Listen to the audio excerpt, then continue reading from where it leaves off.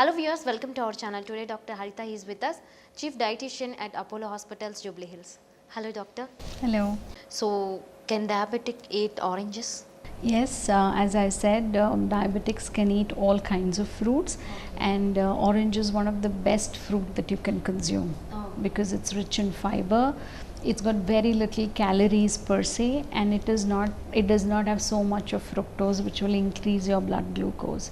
So if you love eating your oranges when they are seasonally available, please consume your oranges. With a word of caution that we are not saying orange juice. Don't consume the juice, because you take 4 oranges to get 1 glass of juice, and you're just taking the glucose content from the fruit and throwing away the most important part, that is the fiber. The fiber in the orange will help you bring down your sugar levels, keep your stomach clean, prevent constipation, bring down your cholesterol, so many advantages. Doctor, how many apples can a diabetic patient eat per day? Yeah, per se fruits are rich in fructose, so you definitely can consume 2 fruits per day, especially if your sugars are well maintained. Only in eventuality where we are struggling to maintain the blood sugars, we say go slow on them, but apple is a safe fruit to have. Having said that, you shouldn't be sticking to apple all your life or all throughout the year, and therefore bring in as many variations. You can eat watermelon, muskmelon, you can eat your kiwis, you can eat strawberries, so many different kinds of fruits. So whenever these fruits are available, in whatever season they are available, feel free to consume those fruits. Is watermelon bad for a diabetic? Watermelon is again 90% water and a little bit of fructose that may be there. So it is also a very filling fruit. When you have watermelon, it kind of fills you, hydrates you, and the red color also gives you a lot of vitamin A content. So yes, diabetics can consume watermelon. Consume it in the form of a whole fruit, which is more filling, rather than in the form of a juice. Okay. Doctor, cheese okay for diabetic patients? Cheese is, if you look at the proportion of protein and fat that it has 50% protein and 50% fat. So just like all of us, should consume it in limited quantities. So diabetics should also consume it in limited quantities. You cannot overdo it. You can have it in your diet occasionally, but you cannot overdo it, simply because it has a very high fat content. The milk fat which is there is quite high, and it is all saturated fat. So it's not very liberally to be consumed, but if it is just to add taste to the food, it is there occasionally in your diet, then that's quite usable. And it's like that for all of us, right? Yeah. Whether diabetic or not. Okay. Doctor, can diabetic patients eat pizza and burger? Yeah, so pizza and burgers comes in the category of junk food. And essentially for diabetics or even for normal healthy individuals, if you eat one pizza at a meal, at that moment you feel full. But since it is made out of maida and it does not have enough fiber in the food, it gets digested very fast. So quickly, in another 2 hours, you are hungry again, and then again you want to eat something. So why are we saying no pizza, no burger as a meal especially, is that it is made out of maida, which is a refined flour. It does not have enough fiber, so gets digested very, very quickly. Okay. And therefore would make you eat more number of calories and repeated number of times as compared to you eating a regular normal meal. So occasionally if you're eating, that's okay, but if that's your daily pattern, weekly 2 to 3 times that's what you're eating, you will definitely be consuming far more calories than what you would eat in a complete meal. Say for example, you're eating normal thali, where there's roti and rice and stuff like that, a regular Indian thali. It's tough to consume anything more than 400 to 500 calories. At the same time, if you're consuming one medium sized pizza, it's very easy to consume one medium sized pizza, and that would be easily 700 to 750 calories. So calorie wise you will be consuming large quantity, but you're again hungry, and therefore the likelihood of consuming more quantity or more calories additionally for a diabetic, and therefore hugely discouraged to eat that as a meal. Okay. Doctor, why is brown rice is better than white rice, particularly diabetic patients? So basically the first difference between white rice and brown rice is white rice is completely polished and brown rice is unpolished. So it not only has higher amount of fiber, it will also have the wheat germ intact, and wheat germ is a powerhouse of nutrients, especially the B vitamins. So when we are looking for water soluble or the B complex vitamins like thiamine, riboflavin, niacin, all these are present in the wheat germ. So any grain when it is unpolished, it will have higher content of B complex vitamins. And why are they important? Because they help us digest that wheat that we are eating, or help us assimilate the energy that is that we are getting from the wheat that we eat or the rice that we eat.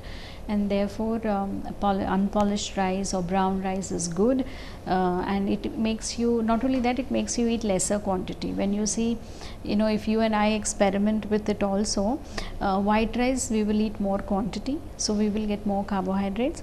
At the same meal with the same vegetables, if you give brown rice, we will eat lesser quantity also.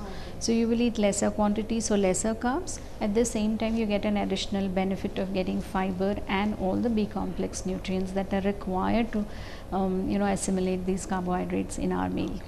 Doctor, is honey good for diabetic patients? Yeah, I think this is a very common myth which is there, that if I can't consume sugar, I consume jaggery or consume honey.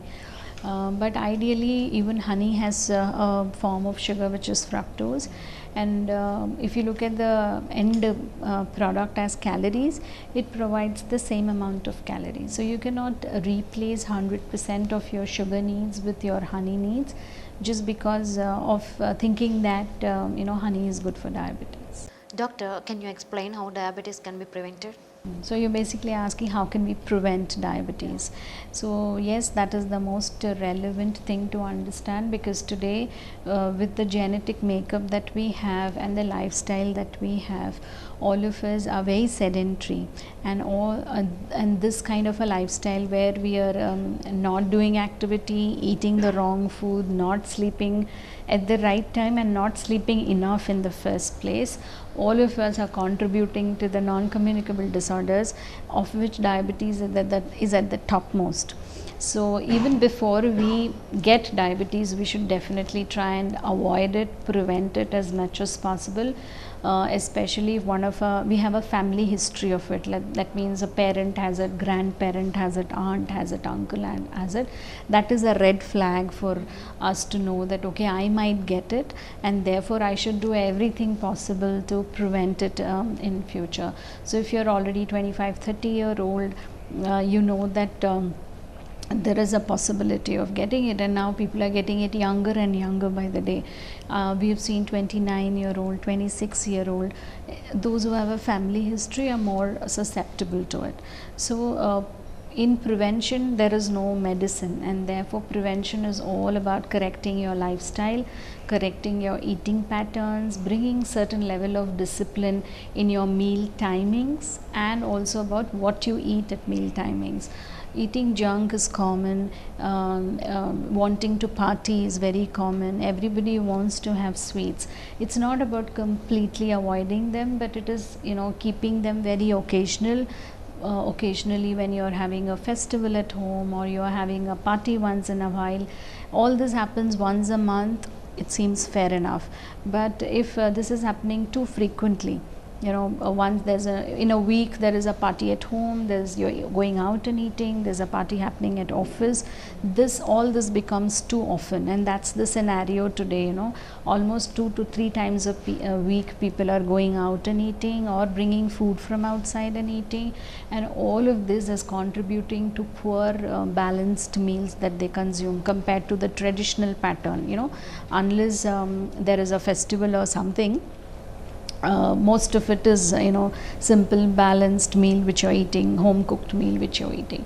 So if you're looking at prevention, and if your lifestyle is reflecting something like this, that you're constantly eating outside and you're on the other side thinking about prevention, the first step is to switch to home food, switch to appropriate and fixed meal timings, and bring about some kind of a physical activity in your daily life.